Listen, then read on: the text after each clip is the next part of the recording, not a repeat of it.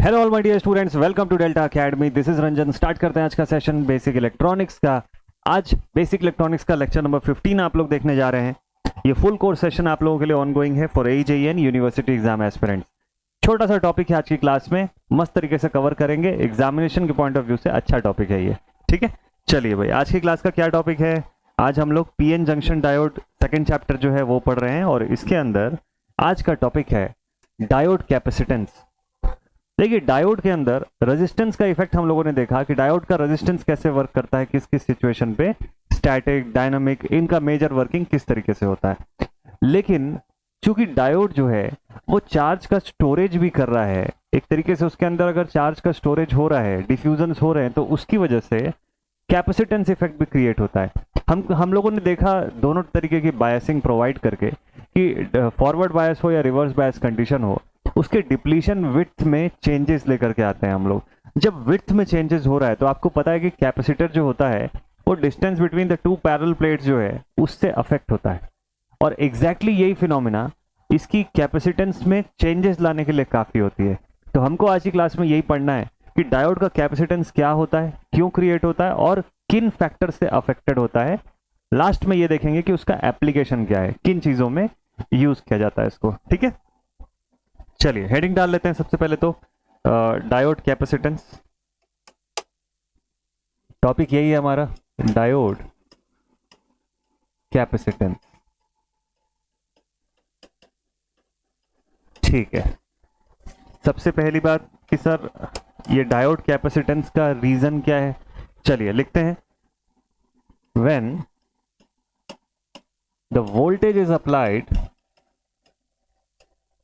Voltage is applied, अभी मैं in general लिख रहा हूं, रिवर्स बायस फॉरवर्ड बायस करके स्पेसिफाई करेंगे। अभी फिलहाल कोई भी वोल्टेज आप अप्लाई करते हो to a diode,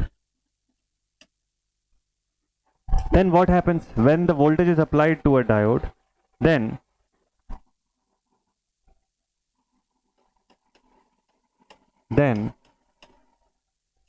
it shows capacitance effect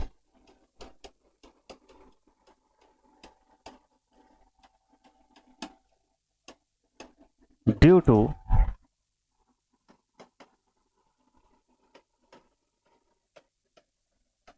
charge storage, due to the charge storage effect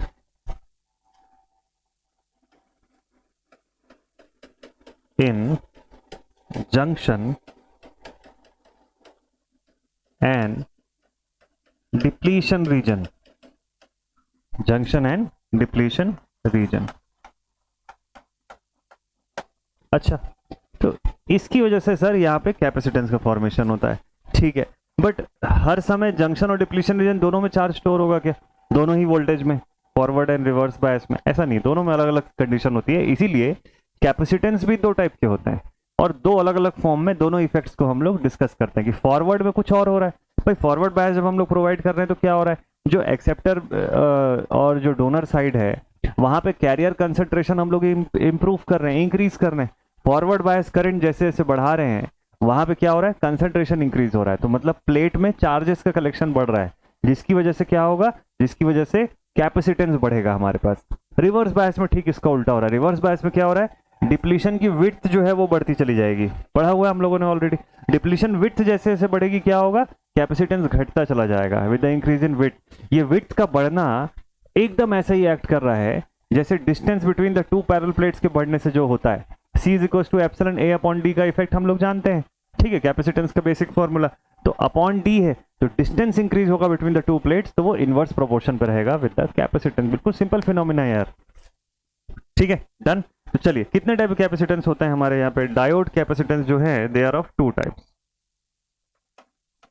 लिखेंगे diode capacitance are of two types, ठीक है। कौन कौन से, सबसे पहला होता है, first one is transition capacitance.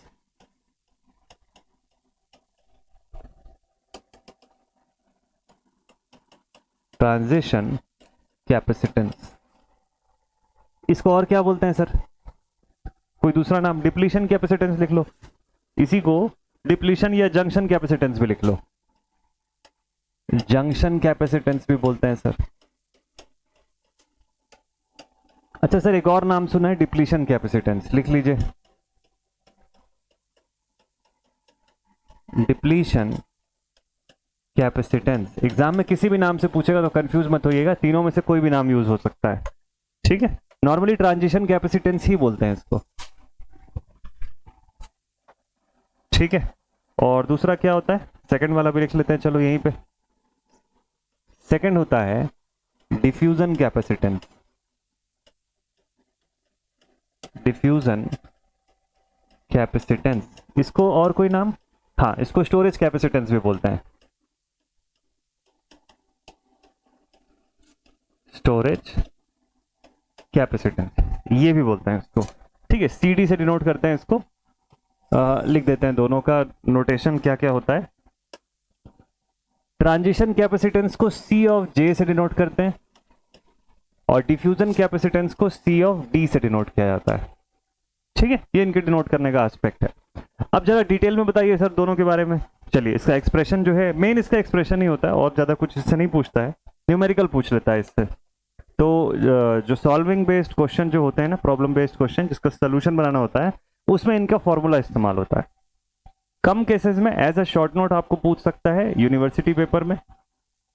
एजे के एग्जामिनेशन में क्या पूछता है सर इससे, एजे के एग्जामिनेशन में ना इससे शॉर्ट फॉर्म में क्वेश्चन आते हैं, वन लाइनर टाइप के क्वेश्चन जो है वो बनते हैं यहाँ से, ठीक है।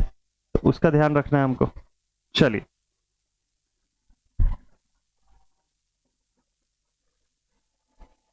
ठीक है, स्टार्ट करते हैं with first point, transition capacitance. चलो ट्रांजिशन कैपेसिटेंस देखें क्या होता है। ये ट्रांजिशन कैपेसिटेंस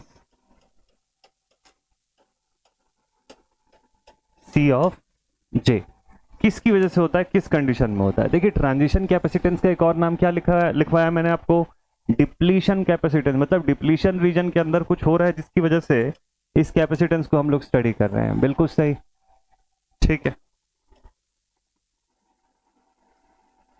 ये हो गया जंक्शन और यहां कहीं पर हमारा डिप्लीशन रीजन,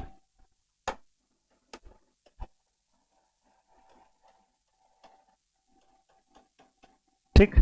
अच्छा, इस तरफ क्या है हमारे पास, यहां पर है सर पी साइड और यहां पर है सर एन साइड, है ना, डोनर एंड एक्सेप्टर आयन। अच्छा ठीक है, फिर क्या हो गया, इस तरफ हमारे पास सर नेगेटिव चार्जेस का कलेक्शन है, इस तरफ पॉजिटिव चार्जेस का कलेक्शन है। अच्छा, तो हम सबको पता है कि सर यहाँ पर बिल्ट इन पोटेंशियल भी बनता है जिसको कि वी बी आई से हम लोग डिनोट करते हैं, let's say built in potential. और हम लोग क्या अप्लाई कर रहे हैं, और साथ में हम लोग मान लेते हैं कि रिवर्स बायस अप्लाई कर रहे हैं जिसको मैं वी आर से डिनोट कर रहा हूं, ठीक है। This point is junction, this is depletion width. अब डिप्लीशन की विड्थ को डब्लो से डिनोट कर लेते हैं, ये रीजन है, ठीक। अब जैसे जैसे मैं वी आर की मैग्नीट्यूड को बढ़ाना शुरू करूंगा, क्या होगा यहाँ पे, जैसे जैसे we are reverse bias potential को मैं इंक्रीज करूंगा वैसे वैसे डिप्लीशन विड्थ में क्या चेंजेस होगा। तो आप बोलेंगे कि सर डिप्लीशन विड्थ जो है इंक्रीज होती चली जाएगी, यहाँ पे फिनोमिना क्लियर है। यहाँ पर डिप्लीशन विड्थ में क्या होगा, इंक्रीज होना शुरू हो जाएगा ना। डिप्लीशन विड्थ के बढ़ने से क्या होगा, डिप्लीशन विड्थ के बढ़ने से इस तरफ दोनों साइड पर जो चार्ज एक्यूमुलेशन था वो क्या होगा, जो मेजॉरिटी चार्ज कैरियर जो यहां से मूव कर सकते थे वो होना बंद हो जाएगा, ये दूर होने शुरू हो जाएंगे। दूर होने शुरू हुए इसका मतलब यहाँ पे क्या होगा, यहाँ पे कंसंट्रेशन ऑफ इमोबाइल आयन जो है वो इंक्रीज हो जाएगा, होगा, पढ़े हुए हम लोग ऑलरेडी रिवर्स बायस में। इससे क्या होगा सर, इससे ओवरऑल जो नेट कैपेसिटेंस है विड्थ के इंक्रीज होने से रिड्यूस होने शुरू हो जाएगी। यही इफेक्ट देखने को मिल रहा है। तो पहले कैपेसिटेंस इफेक्ट क्रिएट हुआ और उसके बाद फिर विड्थ के इंक्रीज होने से वो कैपेसिटेंस कम होता हुआ समझ में आया, ठीक है। एग्जैक्टली यही तो इफेक्ट हो रहा है यहाँ पे। चलो लिखते हैं इसके बारे में थोड़ा सा, ठीक है। सो दिस हैपेंस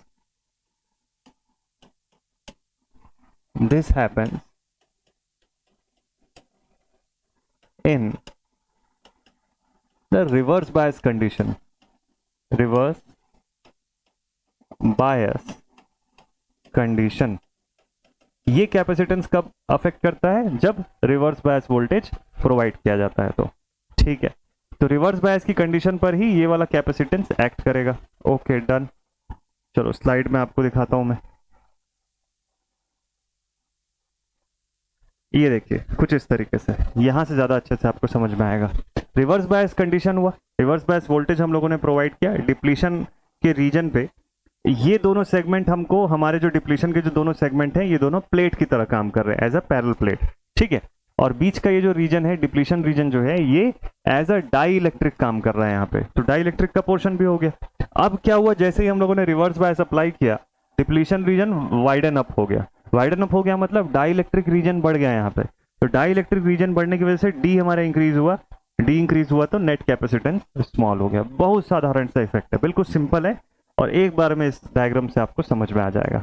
ठीक है, so it happens in the reverse bias condition. ठीक है, अच्छा क्या सिर्फ रिवर्स बायस में होता है क्या? और slight forward bias which is below cut in voltage level, क्योंकि ESC के एग्जाम का क्वेश्चन है। नॉर्मली हम लोग रिवर्स बायस ही पढ़ते हैं, रिवर्स बायस याद रहता है हमको।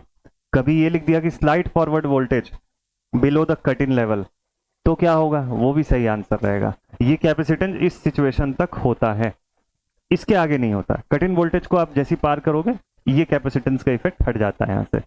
ठीक है, और मेजरली देखा जाए तो रिवर्स बायस कंडीशन पे ही होता है ये इफेक्ट। ठीक है भाई, क्योंकि रिवर्स बायस में ही तो डिप्लीशन रीजन इंक्रीज होगी ना, विड्थ उसकी, तो डब्ल्यू इंक्रीज हो रहा है, तो उसका इफेक्ट हमको रिवर्स बायस में देखने को मिलता है। ठीक है, और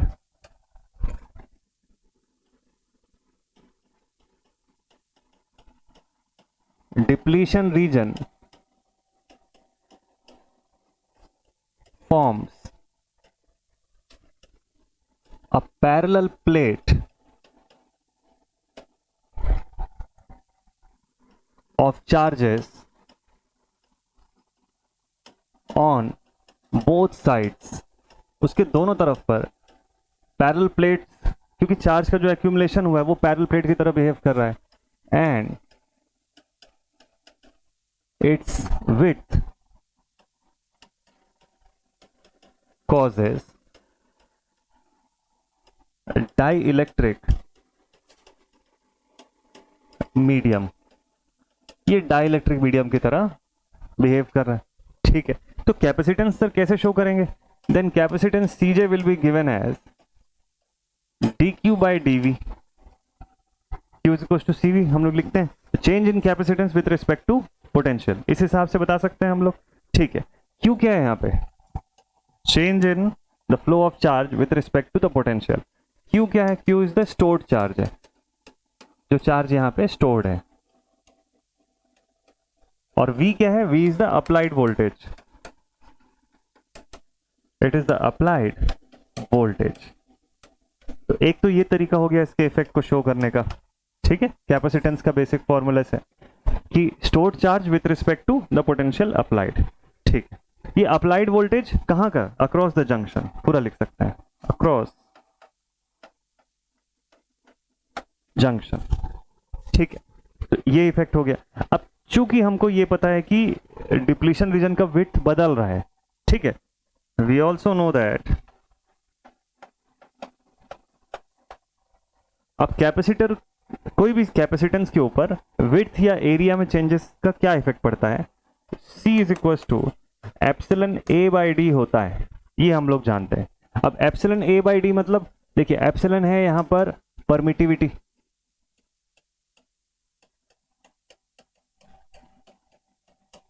परमिटिविटी जिसका एक्सप्रेशन हम लोग लिखते हैं epsilon nought into epsilon R. Epsilon nought क्या हो गया? एब्सोल्यूट परमिटिविटी या परमिटिविटी ऑफ फ्री स्पेस इसको बोलते हैं। Epsilon R is the relative permittivity of the material, जो भी मटेरियल है उसकी रिलेटिव परमिटिविटी। ठीक है भाई, ए क्या हो गया sir? A is the plate area, plate area, plate की एरिया जितनी इंक्रीज होगी कैपेसिटेंस बढ़ेगा। बेसिक फॉर्मूला ऑफ कैपेसिटेंस है यार। ठीक है, और डी क्या हो गया? अब यहाँ पे प्लेट एरिया क्या है? प्लेट एरिया बेसिकली इस सेमीकंडक्टर या डायोड के सेंस में अगर बात करूं तो ये जंक्शन का एरिया है। अच्छा, डी क्या है? D is the distance between the plates, distance between the plates, ठीक है, जो कि यहां पर इस पर्टिकुलर केस में और कुछ नहीं, डिप्लीशन रीजन की विड्थ है। इसको ऐसा भी बोल सकते हो, डिप्लीशन विड्थ, डब्ल्यू से इसको डिनोट कर सकते हैं, ठीक है। तो प्लेट एरिया जो कि डायोड के केस में क्या हो गया, जंक्शन एरिया कहलाया, ठीक है। और क्या क्या चीज है, ठीक है, परमिटिविटी ऑफ द मटेरियल या परमिटिविटी ऑफ सेमीकंडक्टर बोल सकते हो, ठीक है। So therefore we can write C of J as, अब एप्सिलन ए अपॉन डी ना लिख के मैं इसको लिख सकता हूं epsilon A upon W, D को डब्ल्यू से मैं रिप्लेस कर रहा हूं क्योंकि डिस्टेंस बिटवीन द प्लेट्स की जगह पे विड्थ ऑफ डिप्लीशन रीजन है मेरे पास, तो एप्सिलन ए अपॉन डब्ल्यू से इसको रिप्रेजेंट कर रहा हूं, ठीक है, डन। डब्ल्यू क्या है? डब्ल्यू डिप्लीशन विड्थ है सर। अच्छा, डब्ल्यू किस पे डिपेंड करता है? मुझे पहले ही पता है कि डब्ल्यू जो है it depends upon 1 upon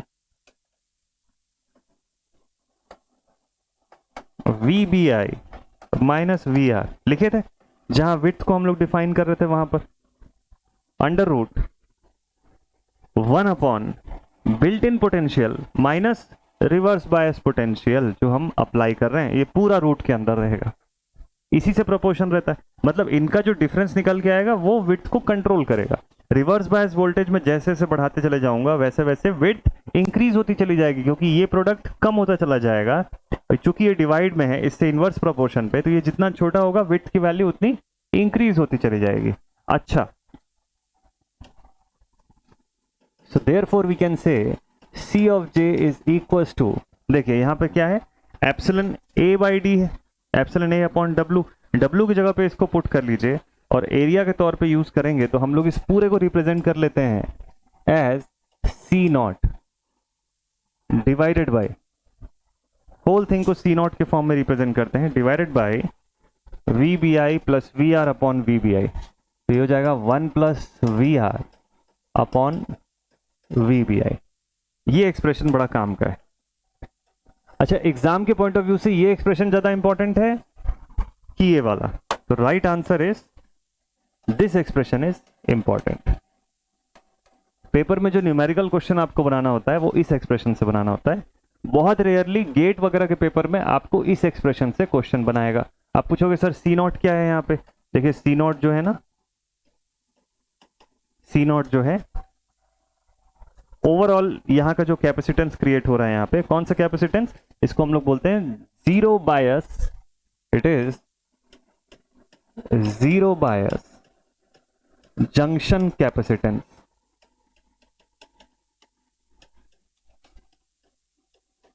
overall zero bias पे जंक्शन में जो कैपेसिटेंस बन रहा है उस इफेक्ट को यहाँ पे, क्योंकि एरिया हमारी फिक्स्ड है, एरिया में कोई चेंजेस हम लोग कर नहीं रहे हैं प्लेट एरिया में, तो उसके हिसाब से हमारा जीरो बायस जंक्शन कैपेसिटेंस यहाँ पे एप्सिलॉन फिक्स है, एरिया फिक्स्ड है, तो उसके आधार पे ये इफेक्ट हम लोग इसको C नॉट से डायरेक्टली रिप्रेजेंट कर सकते हैं।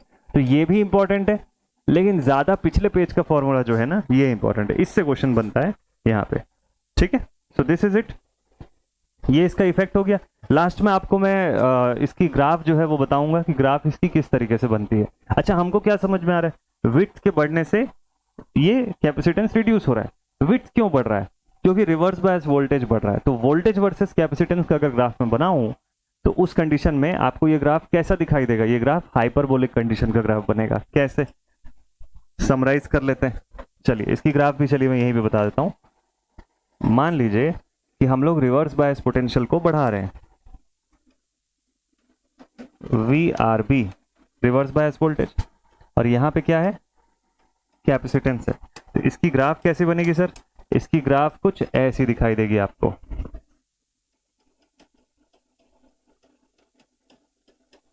हाइपरबोलिक कर्व क्रिएट होगा यहाँ पे।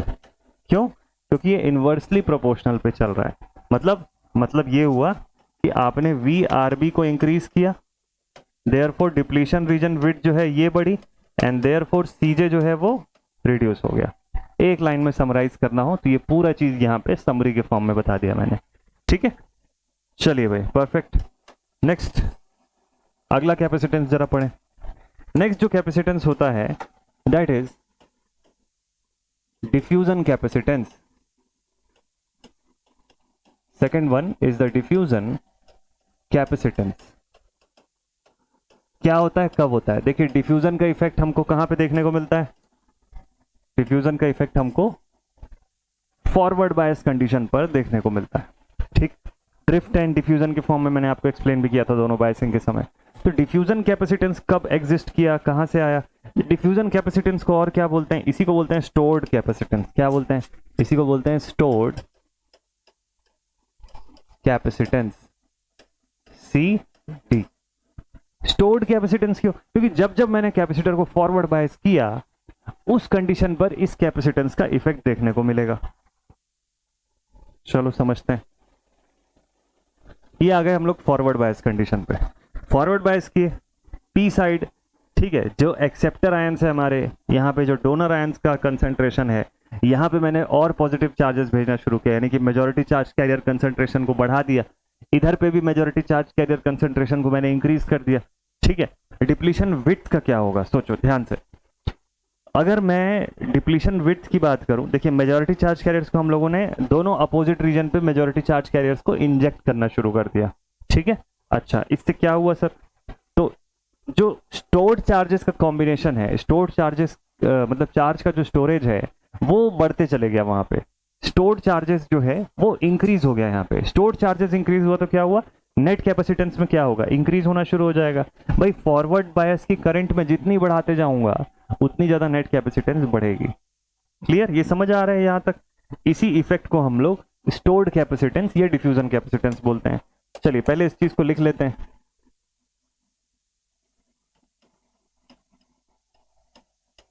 In case of forward bias, the stored charge on both sides increases with increase in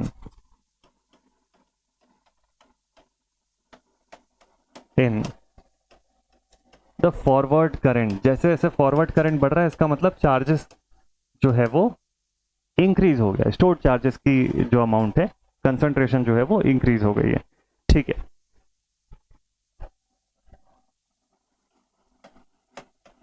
this storage of charge causes the diffusion, क्योंकि यहां डिफ्यूजन इफेक्ट हो रहा है ना। ड्रिफ्ट का इफेक्ट कब होता? जब जो इलेक्ट्रिक फील्ड क्रिएट हुई उसकी वजह से चार्जेस का फ्लो हो रहा होता। ड्रिफ्ट इफेक्ट यहाँ पे क्या हो रहा है? डिफ्यूजन हो रहा है यहाँ पे, ठीक है। कॉजेस डिफ्यूजन कैपेसिटेंस, ठीक है। तो हम लोग यहाँ पर भी कैपेसिटेंस को एक्सप्रेस कैसे करते हैं? C is to DV by dq by dv, flow of charges with respect to the potential applied, ठीक है। स्टोर्ड चार्ज किसके प्रोपोर्शनल है? स्टोर्ड चार्ज जो है, since we know that charge stored is directly proportional to the current, जो भी हम लोगों ने फॉरवर्ड करंट दिया वो, एंड एक और फैक्टर होता है जिसको बोलते हैं चार्ज लाइफ टाइम। चार्ज की लाइफ टाइम क्या है, जिसको हम लोग टाउ से डिनोट करते हैं। इंपॉर्टेंट फैक्टर है यहाँ पर, ठीक है। तो किसके ऊपर डिपेंड कर रहा है ये? चार्ज स्टोर्ड, यानी कि हम लोग क्यू की बात कर रहे हैं। ये किससे प्रोपोर्शनल है? Current and charge life time के ऊपर। अच्छा ठीक है, तो क्या एक्सप्रेशन रहेगा सर इसका? इसका एक्सप्रेशन हो जाएगा Q is equal to current, या प्रोपोर्शनल टू आप बोल सकते हो। चलो प्रोपोर्शनैलिटी कांस्टेंट लगा देता हूं मैं, तो tau I divided by Q, constant के फॉर्म में Q का यूज कर रहा हूं। चार्ज स्टोर्ड का तो ये कंडीशन हमको दिखाई दे रहा है। टाउ यानी कि जो चार्ज लाइफ टाइम है वो I is the forward bias current और Q जो है एज अ कांस्टेंट हम लोग शो कर रहे हैं, ठीक है। तो अब इसी को जरा कैपेसिटेंस के फॉर्मूले में भेज दीजिए dq अपॉन dv पे, since C of d is equal to dq upon dv, therefore dq की जगह पे आप लिखेंगे d by dv of this whole value tau i upon q, या कांस्टेंट है तो टाउ i के फॉर्म में आप इसको डिनोट कर लीजिए। अच्छा i क्या है, डायोड करंट का एक्सप्रेशन भी है मेरे पास by diode current equation. Diode current equation के हिसाब से हम लोग ये जानते हैं कि I is given as I nought e raise to the power VF upon eta VT, है ना, KT अपॉन Q के फॉर्म में, तो Q VF upon eta KT ऐसा लिखते थे हम लोग। तो वो KT अपॉन Q वाला जो कंडीशन था उसको मैं डायरेक्टली VT थर्मल पोटेंशियल जो है उससे रिप्लेस कर रहा हूँ, ठीक है, -1। ये सब किए हुए हैं ना, ये ऑलरेडी ये सब बताया हुआ है मैंने आपको, इसमें कंफ्यूज मत होएगा। ईटा क्या चीज हो गया, आइडियलिटी फैक्टर हो गया, VF क्या हो गया, it is the applied forward bias potential, ये सब जानते हैं आप लोग। I की ये वाली वैल्यू पिछले इक्वेशन में पुट कर दीजिए। So putting this value of I in previous equation, ठीक है, जहां पे हम लोग कैपेसिटेंस CD बता रहे थे dq by dv that is d by dv of tau I, ठीक है। इसका मतलब क्या हो गया, इसका मतलब टाउ को बाहर निकाल लो, d by dv of I nought e raise to the power VF upon eta VT -1। इस पूरे का क्या चीज हो रहा है, इस पूरे का डिफरेंशिएशन हो रहा है विद रिस्पेक्ट टू V, ठीक है भाई। क्या इफेक्ट आएगा यहां से, therefore we will get C of D is equal to, tau तो है ही, d बाई डी वी क्या निकल के आया यहां से, I नॉट, अच्छा तो I तो रहेगा ही, reverse saturation current I naught, ठीक है, into VF upon eta into VT, और अच्छा -1 भी है साथ में, तो ठीक है, I अपॉन ईटा VT, और टाउ भी है ना साथ में, मल्टीप्लीकेशन में टाउ भी लगा लीजिए। ये इफेक्ट यहां से निकल के आएगा। अब यहां पर जो I रहेगा ना वो फॉरवर्ड करंट को रिप्रेजेंट करेगा, रिवर्स सैचुरेशन नहीं। यहां पर I will represent forward current IF, ठीक, चलिए डन। तो tau upon DI upon DV and tau I upon eta into VT, क्या समझ में आया सर इस इक्वेशन से? इस इक्वेशन से ये समझ में आया कि कैपेसिटेंस जो होती है CD, diffusion capacitance, directly proportional to I applied forward bias potential current, अच्छा ठीक है, and CD is inversely proportional to VT। VT मतलब थर्मल वोल्टेज, VT क्या है, थर्मल वोल्टेज है। ये सब लिखा हुआ है हम लोगों के पास ना ऑलरेडी। VT इज, मैंने आपको लिखवाया था कि ये थर्मल वोल्टेज होता है जिसकी वैल्यू नियरली 26 मिलीवोल्ट होती है एट 300 केल्विन, 300 केल्विन पे। ये सब लिखे हुए हैं हम लोग। आइडियलिटी फैक्टर मैंने आपको बताया हुआ है कि भाई आइडियलिटी फैक्टर जो होता है वो क्या होता है, कि उसकी वैल्यू जर्मेनियम के केस में 1 रहती है, सिलिकॉन के केस में 1 से 2 के बीच में वेरी करता है। तो ये सब जानते हैं हम लोग ऑलरेडी ना, ये सब में कोई कंफ्यूजन नहीं है, तो ये हमको पता रहना चाहिए। तो ओवरऑल ये फॉर्मूला निकल के आता है इसका। और अगेन ये बहुत इंपॉर्टेंट एक्सप्रेशन होता है, इसमें कंफ्यूज मत होइएगा। करंट जो है वो आई नॉट से IF कैसे चेंज हुआ, IF के फॉर्म में ही एक्चुअल में इसको डिनोट करते हैं हम लोग, ठीक है, क्योंकि हम फॉरवर्ड बायस अप्लाई कर रहे हैं, तो यहाँ रिवर्स सैचुरेशन करंट की कोई नीड नहीं है, हम फॉरवर्ड करंट के फॉर्म में इस पूरे एक्सप्रेशन को रिप्रेजेंट करते हैं, ठीक है sir. Okay, reverse saturation current वैसे भी बहुत मिनिमम होता है, तो ओवरऑल फॉरवर्ड करंट के रिस्पेक्ट में इसको एक्सप्रेस किया था, ठीक है, ठीक ठीक है। टाउ क्या चीज था, कैरियर लाइफ टाइम मैंने आपको बताया, ठीक है। ग्राफ कैसे बनेगा सर इसका, इसका ग्राफ देखिए, इसका ग्राफ अगर आप क्रिएट करेंगे, यहाँ पे आप बोलेंगे VF फॉरवर्ड बायस पोटेंशियल, यहाँ पे हमारा कैपेसिटेंस, तो इसका इफेक्ट कुछ ऐसा देखने को मिलता है, देखिए ऑलमोस्ट कुछ ऐसा चलता है, एक्सपोनेंशियल फॉर्म में दिखाई देगा हमको। ये कैसा ग्रोथ दिखेगा, एक्सपोनेंशियल फॉर्म में यहाँ पे ग्रोथ दिखेगा। ठीक है, तो ये हो गया डिफ्यूजन कैपेसिटेंस, डिफ्यूजन कैपेसिटेंस इसकी ग्राफ। तो capacitance with respect to potential, forward bias potential. ठीक है, तो ये सब ग्राफ के फॉर्म में हमको पता रहना चाहिए कि कौन सी चीज कैसे इंक्रीज हो रही है। तो हाइपरबोलिक ग्राफ बोलेगा तो पिछला वाला condition transition capacitance, exponentially increasing graph बोलेगा तो ये वाली कंडीशन आपको देखने को मिलेगी।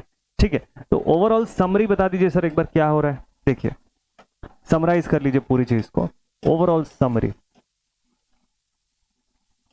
आपको जब ट्रांजिशन कैपेसिटेंस के बारे में बताएगा तो ये समझिएगा, ट्रांजिशन कैपेसिटेंस का क्या सीन है सर। ट्रांजिशन कैपेसिटेंस का सीन ये है कि जब जब रिवर्स बायस वोल्टेज इंक्रीज होगा, width of the depletion region increase होगी और उससे क्या होगा, सीजे जो है वो कम होने लग जाएगा, ट्रांजिशन कैपेसिटेंस जो है वो रिड्यूस होने लग जाएगा। अच्छा, और दूसरा इफेक्ट सर जरा डिफ्यूजन कैपेसिटेंस का बता दीजिए, सीडी, इसका क्या क्या इफेक्ट होगा। तो देखिए यहां पर जब जब फॉरवर्ड करंट इंक्रीज होगी, फॉरवर्ड बायस करंट इंक्रीज होगी, उससे क्या होगा, स्टोर्ड चार्जेस बढ़ेगा। क्या होगा, स्टोर्ड चार्जेस क्या होगा, ये इंक्रीज होगा और उससे सीडी जो है यानी कि डिफ्यूजन कैपेसिटेंस जो है ये बढ़ेगा। तो हमको अब दोनों ही कैपेसिटेंस के बारे में पता है कि कौन सा कैपेसिटेंस किस कंडीशन में इंक्रीज या डिक्रीज होता है। ये शॉर्ट फॉर्म में जितना कुछ मैंने अभी तक बताया उस पूरे का शॉर्ट में एक समरी है। पूरी थ्योरी आपको इसी 2 लाइन से समझ में आ जाएगी। ठीक है, डन। कहाँ पे यूज होते हैं सर ये सब। अब फाइनल बात, एप्लीकेशन कहाँ कहाँ पे। हाई फ्रीक्वेंसी सर्किट में यूज होते हैं, इसको हम लोग वैरेक्टर डायोड्स के लिए इस्तेमाल करते हैं। वैरेक्टर डायोड्स में ये चीज हमको देखना होता है। स्विचिंग डायोड्स में इनका इस्तेमाल होता है। तो चलिए लास्ट लाइन में एप्लीकेशन लिख लीजिए इसका। इनके एप्लीकेशंस कहाँ कहाँ पे देखे जाते हैं, इसको स्टडी करना पड़ता है। In the case of high frequency circuits, ठीक है। और कहाँ यूज होते हैं sir, in case of varactor diode, ठीक है। और स्विचिंग सर्किट्स या स्विचिंग एप्लीकेशन या फिर स्विचिंग डायोड भी आप बोल सकते हो। ठीक है, switching diode, varactor diode and high frequency circuit, ये 3 जगह मेजर एप्लीकेशन है। वैरेक्टर और स्विचिंग जब मैं आपको बता दूंगा उस कंडीशन पे, उस समय मैं आपको इसका और एक बार डिटेल में रीजन बताऊंगा कि ऐसा कैसे होता है। ठीक है, so this is all from today's topic, capacitance of diodes. Diodes के कैपेसिटेंस क्या होते हैं, कैसे होते हैं, किस चीज पे डिपेंड करते हैं, ये सारा चीज आज के वीडियो में कवर किए। कल की क्लास में मिलेंगे, फिर एक नए टॉपिक के साथ आऊंगा। मस्त बढ़िया से इंपॉर्टेंट टॉपिक है, उसको हम लोग स्टडी करेंगे। तो ऐसे ही कंटिन्यूएशन में आप लोग ये वीडियोस को देखते जाइएगा, एकदम सीक्वेंस में फॉलो करिएगा। मैं एकदम प्रॉपर सीक्वेंस में आपको ये पूरे वीडियोस बेसिक इलेक्ट्रॉनिक्स के प्रोवाइड करूंगा इसी चैनल पर। तो और भी कुछ नया आने वाला है आप लोगों के लिए, क्या आने वाला है जल्दी ही अनाउंस करूंगा। सो तब तक के लिए take care and thank you so much for watching this session. जय हिंद।